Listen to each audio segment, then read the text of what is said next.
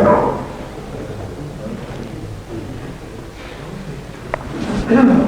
can start. Alhamdulillah. نحمده ونستعين ونستغفر ونؤمن ونتوكل عليه ونعوذ بالله من شرور أنفسنا ومن سيئات أعمالنا ومن يهده الله فلا مضل له ومن يضلل فلا هادي له ونشهد أن لا إله إلا الله وحده لا شريك له ونشهد أن محمدا عبده ورسوله أما بعد أعوذ بالله من الشيطان الرجيم بسم الله الرحمن الرحيم وقالوا ما هي إلا حياتنا الدنيا نموت ونحيا وما يهلكنا إلا الدهر وما لهم بذلك من علم إن هم إلا يظنون.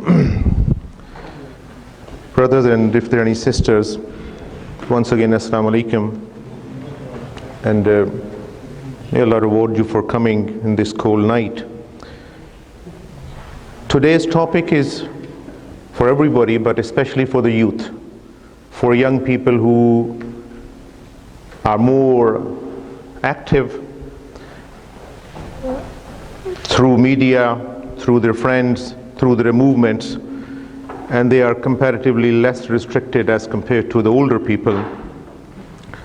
So it's important to make them aware, and I'm sure they're already aware that what's happening, how the things, ideas, thoughts, concepts, philosophies, nazariyat, fikr, afkar, they impact us. Before I start, just one verse which I recited from Surah Jathiyah. So let's just keep that in mind as our central focus. The topic today is there's a lot of negativity, hopelessness, despair from the mercy of Allah subhanahu wa ta'ala, not just in non-Muslims but also in a Muslim youth, and they are impacted by ideas, thoughts and philosophies. And one of the philosophies we call nihilism. I'll explain that what it means. But let's keep this verse as the central point and remember that. In this verse, there are people who have become little arrogant. There are people who have almost despaired from the mercy of Allah subhanahu wa ta'ala, and they're also denying and rejecting the day of judgment, and they're saying there's nothing like that. And they say وَقَالُوا مَا هِيَ إِلَّا حَيَاتُنَا الدُّنْيَا. So they say there's nothing beyond this dunya. We die, وَنَمُوتُ وَنَحْيَا, and we live. So that's not a big deal. So denying that where did they come from, that they are created by Allah subhanahu wa ta'ala. There's denial after denial. And then they say, وَمَا يُهْلِكُنَا, we are not destroyed. That means we don't die. إِلَّا الدَّهَرِ, it's just the time. When the time comes, we go. So denying that Allah is Al-Mumit, He is the one who is controlling our lives. And then Allah subhanahu wa ta'ala says to them two things. وَمَا لَهُمْ بِذَلِكَ مِنْ عِلْمٍ. They are saying these things completely out of arrogant ignorance. They don't have a knowledge. So whatever they are saying, إِنْهُمْ إِلَّا يَظُنُّونَ, it is a guesswork. It is a conjecture. It is based on confusion. So that is our central theme today, that those people who bring out these thoughts and ideas and concepts, so they are just bringing out based on their zan or conjecture. Now what is this negativity and nihilism, and how does it impact us? I come across many young people that they're not able to cope with the life. They are always negative about the weather, about the food, about the mother. If they lose job, they go into a state of despair. If their engagement is called off, so they go in a state of depression. They say, why this and why this is not? Why can't my mother change? Why can't my father change? And, why can't I have a mortgage? Why can't I go on a ladder of the property? even they don't have the money. So they are all absolutely negativity. Negativity is very harmful for human beings, and that depicts two things. One is your lack of understanding, and every lack of understanding is a kind of ignorance. And the second thing is a bit of rebelliousness in young people, and the third thing is the lack of gratitude. If we do not control the negativity, it will go to the next stage of cynicism, and then the final stage of what is in the market. And I just chose one option, one name we call nihilism. Nihilism comes from Latin word nihil or nihil, which means nothing. So this is a philosophy which is on the shelf. Like you go to Tesco, you got a lot of products. So this is a product in the market now. So nihilism means they deny the purpose of life. They deny the origin of religion. They deny the origin of morality. So they deny the life in the hereafter. They say the life has no purpose. And this one they call existential nihilism. Americans pronounce more probably nihilism, but it's one and the same thing, that it is an ism. It is a philosophy. It's a thought process. So they also call something called as moral nihilism. They say there is no right or wrong. There's nothing shameful and nothing shameless, and there is no origin of morality in reality. So they deny the reality of the life and reality of the hereafter. And this particular philosophy or a product is impacting our young people because they are vulnerable. They start off with the negativity, and when they look around what's happening in the social media, what's happening with the friends, what's happening with other nations, so they fall victims of that. Many Christian modern scholars in America and in Europe, and one of the example is Jean Baudrillard. I can't pronounce his name, maybe he's a French. And he said actually the post-modernity, the time where you're living in now, is not only he said, many other people said, it is a nihilistic sort of time where people are denying God, denying religion, denying morality, denying the purpose of life, and they're only focused on the material things and their sensual pleasures. That's it. So the time we are living in is nihilistic time, and nihilism is it's a cousin or a brother or a sister of atheism at the same time. Atheistic people, that's also a philosophy. It's also a mind, sort of a concept. And so they openly say we don't believe in God, but the nihilistic philosophy has multiple dimensions. What are these philosophies? What happens is these are kind of intellectual slogans which originate from philosophers, sometimes from scholars, sometimes from activists, and they become popular ideas and thoughts. Then they push, and if the government find this is useful for them to control the public, or it's good for the economy, so they will push into the public domain. Like they advertise the new car and the new washing up powder, new washing machine, and millions of other products. So they will throw these ideas and thoughts into the public domain, and people will begin, because we are human beings, so we listen, we see, we hear, we absorb them. So then these ideas or intellectual slogans, the philosophical concepts, they become part of the public domain, and often the governments, the institutes, the scholars, the professors, even the multinational companies, and they push that. So nihilism is actually the denial. Our Prophet Muhammad ﷺ, he said, a time will come that you will have a lot of nazariyat and afkar, ideas and thoughts, and many other things like that, and they will be all around you. So that is the time when you hold your religion with your molar teeth. Molar teeth are the back teeth, on the right and the side, upper and lower, which can hold things tightly. So nihilism also means you destroy your soul. It is also mean that you have no care for anybody. They genuinely believe, this philosophy, they believe the murder and the bloodshed is not a big problem. If you have to commit it, you commit it. So they follow the same, another thought process. If there is a one person's murder, killing is a murder. If there's a many people, it is a war. And war is justified, war is allowed. So they would not even care about if people die, or even people destroy their own souls. So this is a nihilism. This just and it is, I only chose just one, but there are other isms also which are actually the sisters and brothers of nihilism, like relativism, which started a few centuries ago. There's nothing right or wrong, it's the way you feel it. It's a very dangerous philosophy for the believers. Atheism is very clear. And then we had Marxism, people who understand and know communism is another philosophy.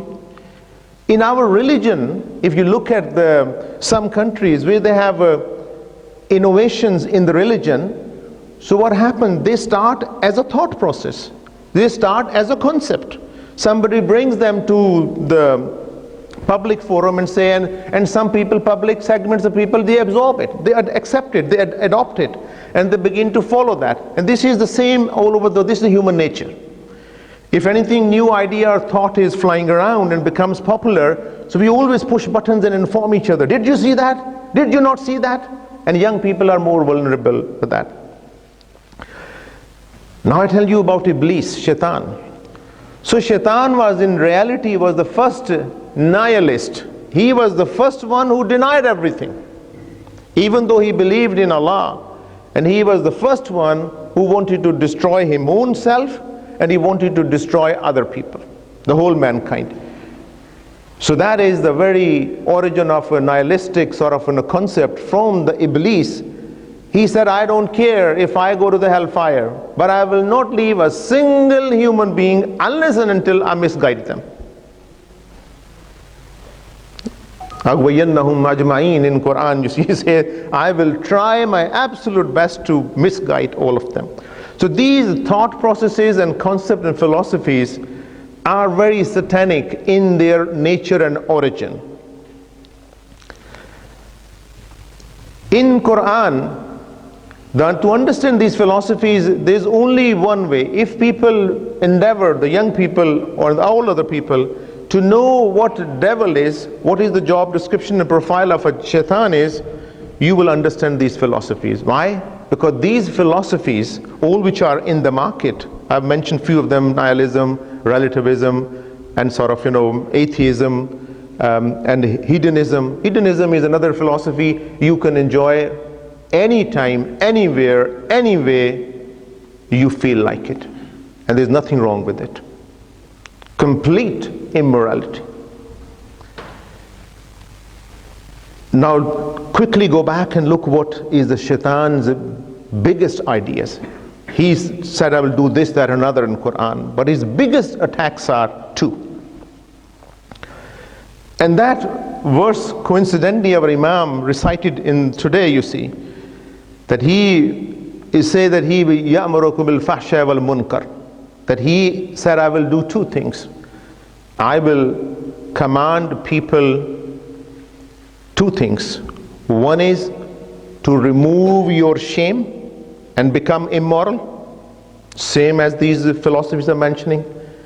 And munkar is that you do not remain grateful to Allah subhanahu wa ta'ala, and you reject things. Reject the ideas and the concepts and the trueness and the deen al-haq. What Allah has sent in with truth, you just reject that. So this is how the negativity of a human being or our youth who are in a state of despair because they can't cope. If the mother and father are not agreeing with them to go to the movie, for example, just give a small example, they throw a tantrum. and they go in a state of despair. So that's the state of many youth. Not everybody, but many youth are impacted by these ideas. And once you become impacted by nihilism and these sort of philosophies, what happens is the biggest loss is the faith. Now if you imagine my right hand is a faith and my left hand is a shukr, gratitude. They are like this. They go together. If the shukr goes away, your faith goes away. If shukr is declined, the faith declines. They go hand in hand, very powerful. So when Shaitan said, الشيطان يعدكم الفقر ويأمركم بالفحشاء والمنكر. Munkar is that the person will not be grateful. When Iblis said, you see, ثم من بين أيديهم من خلفهم وعن أمانهم عن شمالهم ولا تجدوا أكثرهم شاكرين. He said, I will attack them from all sides and I'll make sure that most of them are not grateful. So remember, the faith, Iman and the shukr are like that. If one departs, other departs. The second most important companion of the faith, Iman, is what? If right hand is my faith and the left is what? Haya. They are like that.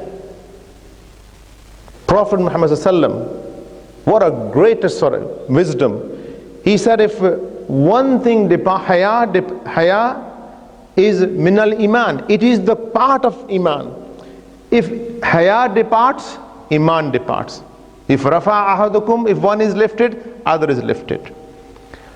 So these philosophies of whether they are atheism or relativism or hedonism or agnosticism or skepticism or nihilism, they're very similar in way but also different in other way, but they're two main components. So the one thing is, it will take people away from the shukr, so you depart from faith. And it'll take away people, remove their haya, morality. So these are the two most dangerous things if we lose it. So the best part of walnut is what? The fruit inside. It is very well protected. So Allah has protected our faith. Just an example. Same is with pineapple. Very thick skin. So the fruit is our faith. And outside is the shukr and the haya. And you'll have to really literally cut open to reach there. If you remove these things, you remove haya and the shukr, you remove your faith also. So that is the crux of the matter, that our young people, why they are losing faith. I've come across many young people, middle class men, in society, in families, people calling me, husband had stopped believing, stopped praying, wife has stopped believing, stopped praying, because the daughter got divorced, the son got divorced, something happened, a misfortune, and they're not able to cope with that. So young people should, now how do we, as I said, the causes of that is that young people are impacted by society and they may not have a strong foundation from the family. This is one of the causes. They might not have a strong foundation in the family, the teaching of their religion. So this is one of the major causes that why they are impacted by that sort of philosophy. Having a bad company is also another reason, and sometimes there are psychological and personal reasons that people are attracted toward these sort of philosophies and lose their faith. Some people generally might have a mental illness, so they can lose their faith. And some people who take drugs and alcohol, so they can lose their faith. So there are sometimes genuine reasons that, we can excuse that. But quite often, it is that they are not able to cope with that. Another reason we found while studying and asking people why you have lost your faith, and why you are not grateful, why you are attracted toward these sort of philosophies, life is short, let's enjoy. They say, look at me, I'm poor. I don't have a house. I don't have a car. I'm 30, not even married yet. So that means we have stopped using our conscious thinking. We have stopped using that this is the life which is supposed to be a test, And we are supposed to cope with these things. Allah has given us the tools of sabr and shukr and the faith and many other things. Then other thing which is impacting our young people is through media, and the media topic, how does the media, social and anti-social media, and our gaming addiction impact and losing children, their academic careers and many other things. That is the next Friday's topic, inshallah. BBC.co.uk in one of the articles actually wrote about the genocide of Rohingya Muslims, and they said it is linked with Facebook. I'm just going to be one of how powerful the media is. Even if in the media there is some kind of a philosophy which will strip you off from two things. What is one? Shukr, the faith automatically goes. Your haya, your morality, the faith automatically will depart. So children are, like a plague, like an epidemic. They are impacted by that. Philosophy is a power of the Western nations. If you look at the Western nations, they have traditionally 5 most powerful pillars in their sort of their renaissance. I remember that as a sort of acronym, SPEED. S is for science, is a powerful pillar. P for philosophy. Their systems are based in philosophy, even some on the basis of the Greek philosophers. E for their economic system. Another E for entertainment system, because it is industry worth trillions, not billions. And D for democracy. So these were traditional, to my understanding. I may be wrong, people can add few more things. But now the 6th dimension has added to the strength of the powerful nations. So the speed to science, philosophy, economic system, entertainment system, and the democracy. And now the 6th thing is added on is technology now. And with technology, of course, the weapons of mass destruction. So these are the pillars of these societies. I tell you something very serious, but also very interesting, very thought-provoking. I hope so.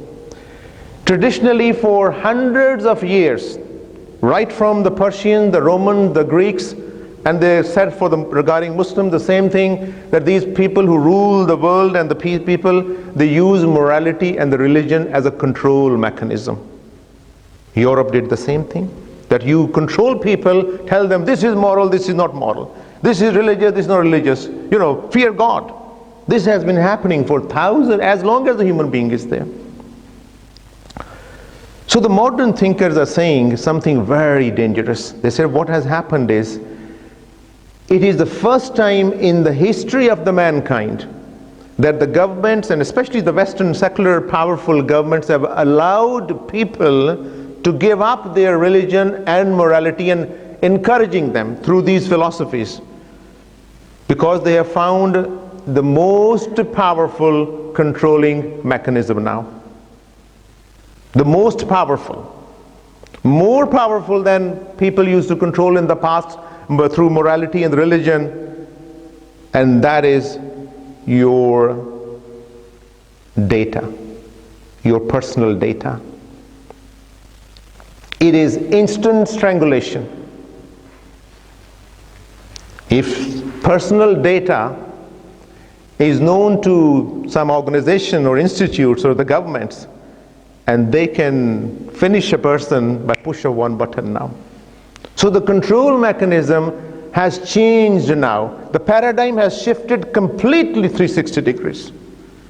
So the religion and morality is no longer needed, and the elites of the world are saying for the last 1 or 2 decades now, not just last 1 or 2 years, you can do whatever you want to do. Because we were using that to control the masses, now the new control is your personal data.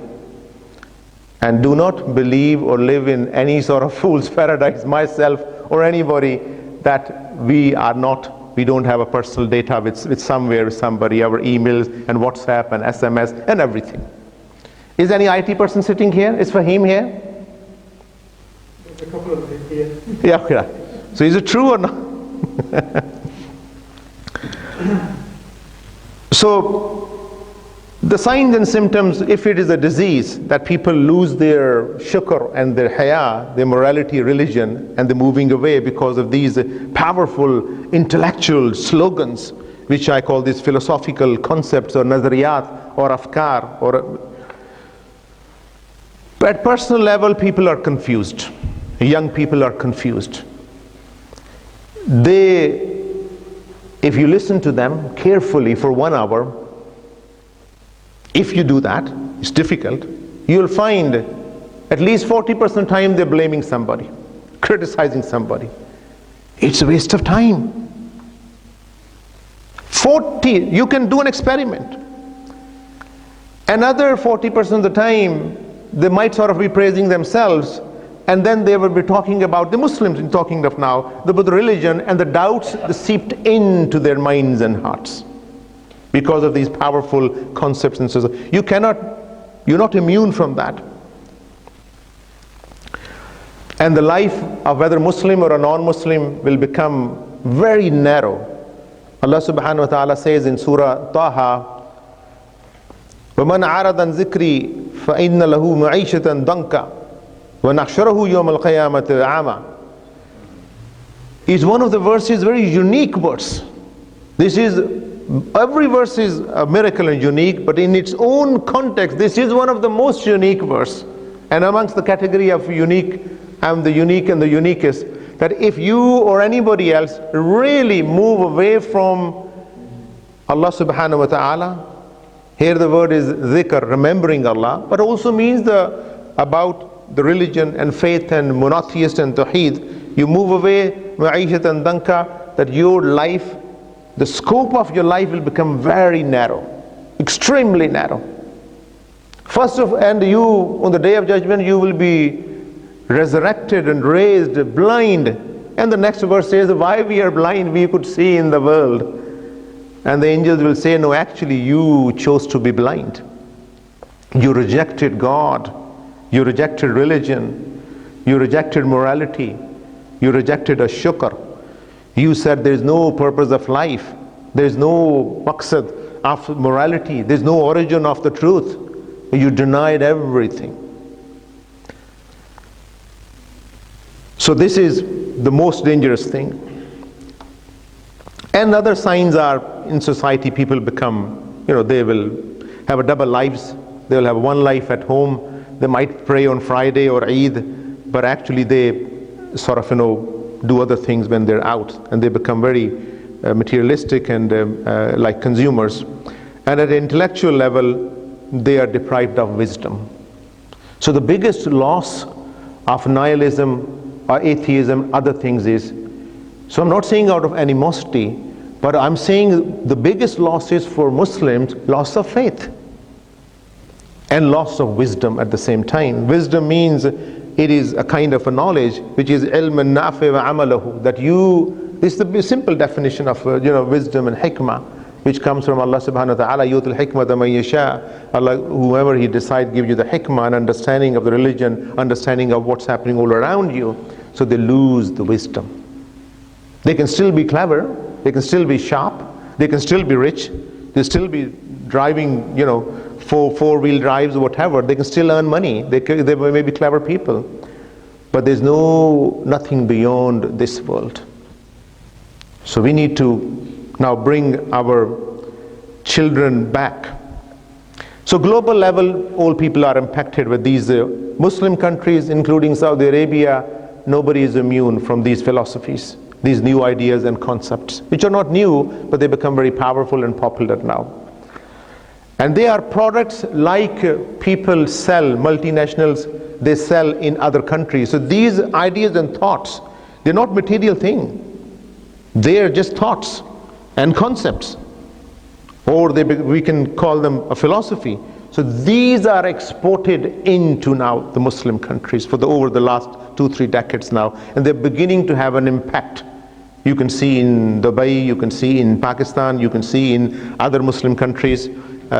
Even recently somebody sent these, concerts in Saudi Arabia. A'udhu billah. So all these things are happening now.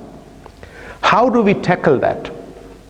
If we have any relative or nephew or a niece or a cousin or anybody, how do we tackle? The tackling is again by advice of the Quran and of the Prophet ﷺ. So few points about how do we tackle if somebody, we can't say, no, he doesn't listen to anybody, he's gone now. So we still have to, the first thing is we engage that person. Why do we engage? And why do we deflate our own ego? Even that person is rude and harsh. We have to do it. The speakers have to do it, imams have to do it, scholars have to do it, activists have to do it, committee leaders have to do it, community leaders have to do it, parents have to do it, people who believe they are knowledgeable, you all have a responsibility in the society. We can't run away. I'm absolutely sure we will be asked about that.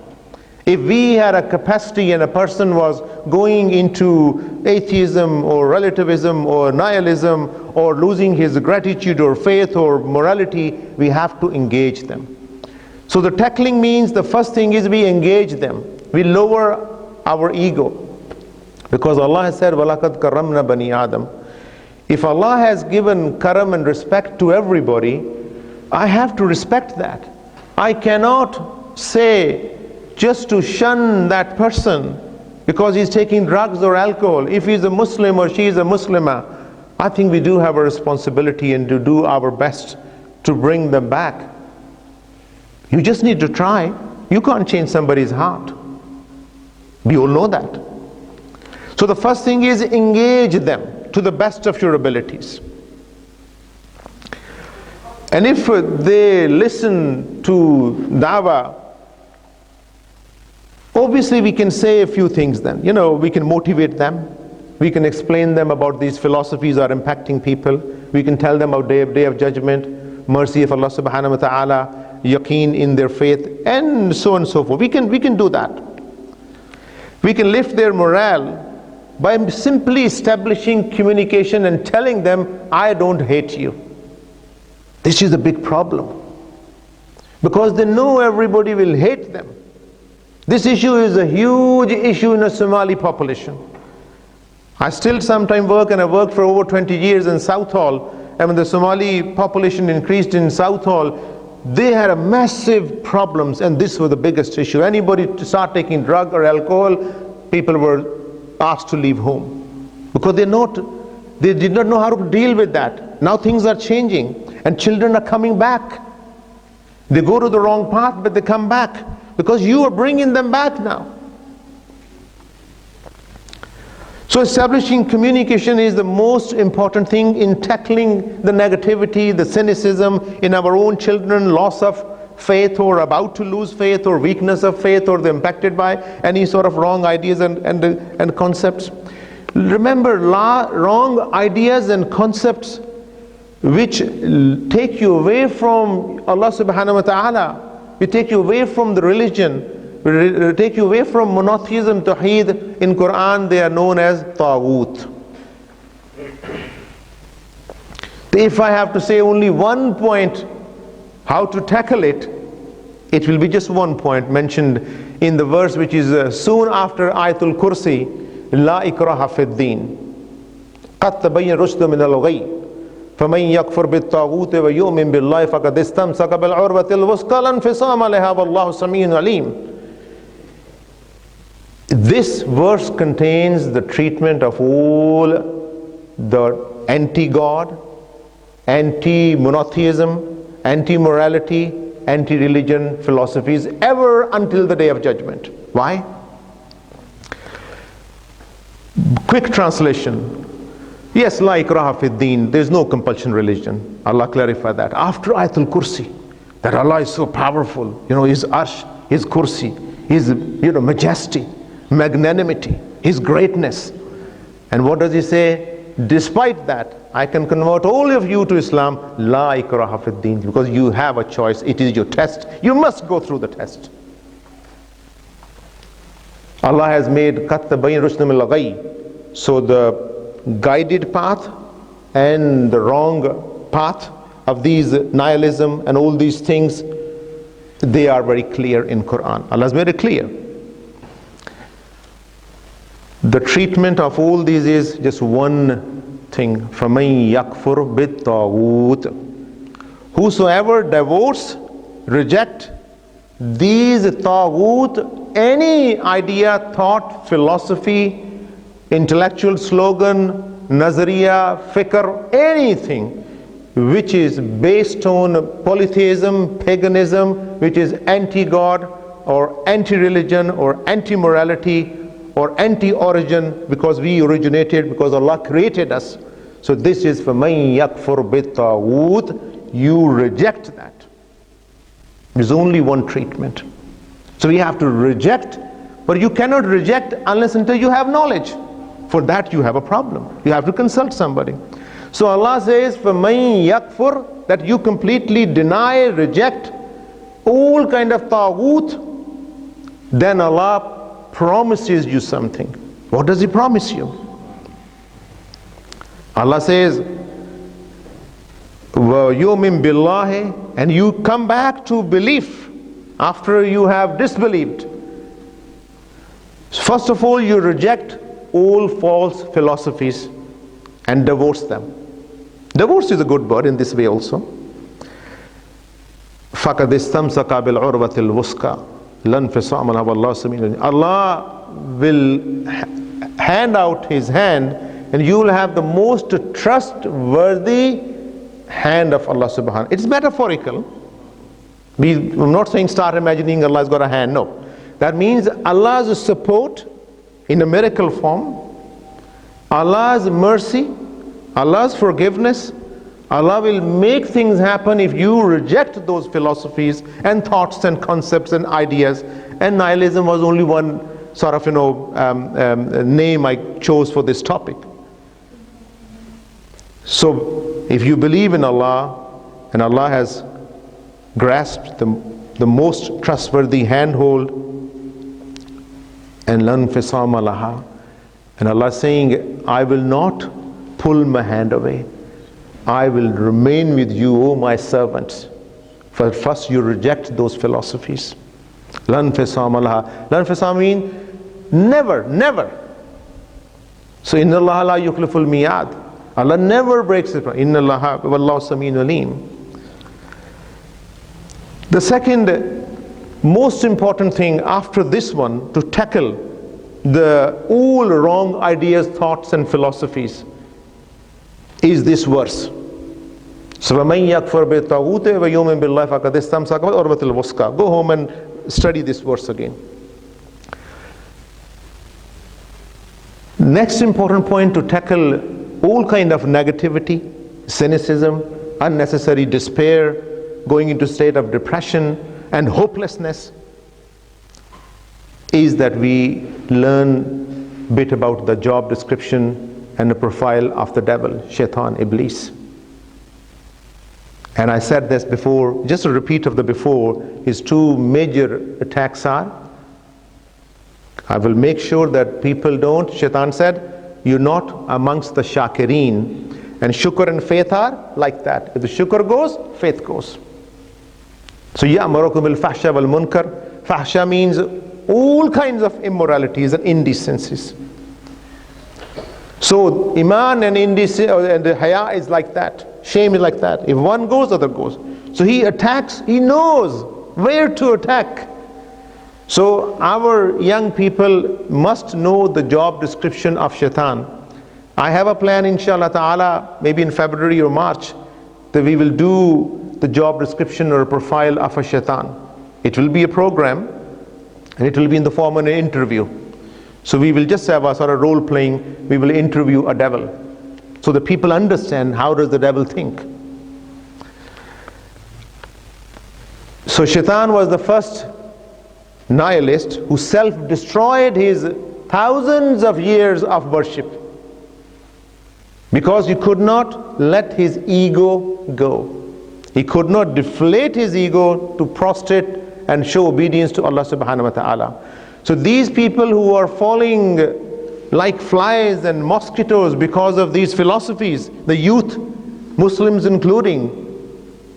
So I think we need to follow the footsteps of Adam alayhi salam.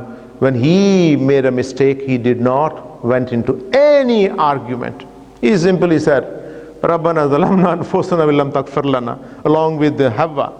He said, "Lo, I am the one who is a wrongdoer." So we have to go back to our youngsters and say, first we have to reject them, then we have to follow the Adam alayhi salam, and then we have to remember the eternal end, وَعَاقِبَةَ الْمُتَّقِينَ تِلْكَ الدَّارُ الْآخِرَةُ نَجْعَلَهَا لِلَّذِينَ لَا يُرِيدُونَ عُلُوًّا فِي الْأَرْضِ وَلَا فَسَادًا and وَالْعَاقِبَةُ لِلْمُتَّقِينَ. So we have to remind them again and again, the ultimate end, we are born only for one reason, to die. Yes, there are other reasons also. Our birth is to confirm we are here to die, and there is a life in the hereafter where there will be no death.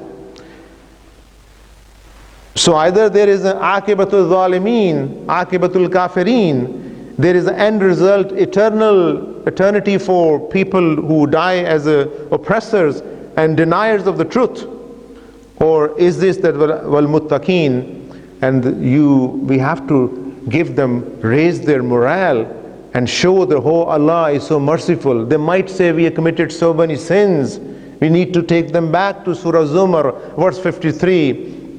Qul ya ibadiya allazina asrafu ala anfusihim wa la taqnatu min rahmatillah inna Allah yaghfiru dhunuba jami'a innahu huwal ghafurur rahim. This is also part of the treatment. This verse has got a background. What is the background?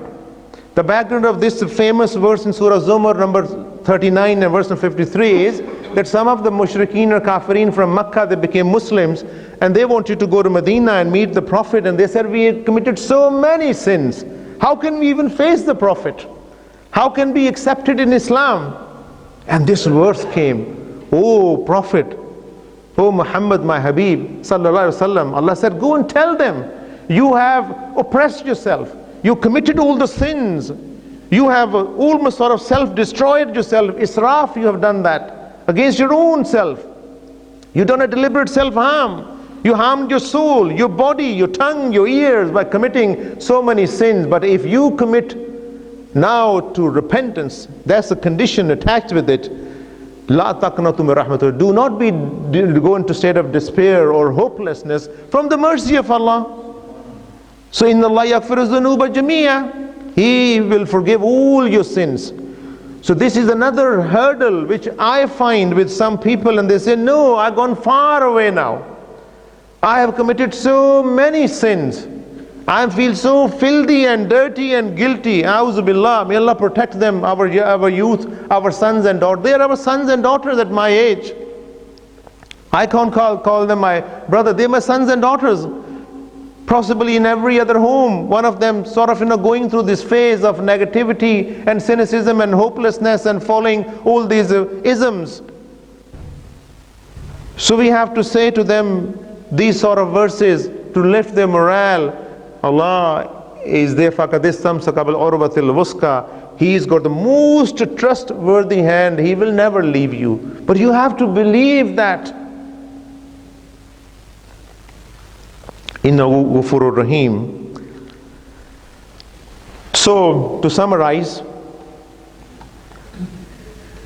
so Iblis was the first self-destroyer. He was the first disobedient creature on the planet Earth, on the universe. He was the first who was untruthful and he lied. He was the first who was jealous. He was the first who was arrogant. And he was the first who threw away the opportunity when Allah said, Ya Iblis ma mana'aka. Oh, Allah called him with love, with respect. What made you disobey me? And his arrogance and jealousy and ego. And he said, no, he lied. I'm made of fire. I'm better, you see. Ana khairum minhum. And you made this creature, with mud and soil. So he was the first actually nihilist, because nihilism also means to destroy yourself or even others.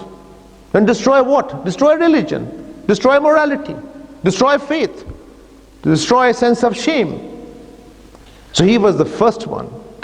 So anybody who follow the footsteps of shaitan or follow the nihilism, actually you're following the footsteps of shaitan. So be aware of the causes of negativity and cynicism in our homes, which can lead to these sort of issues and problems.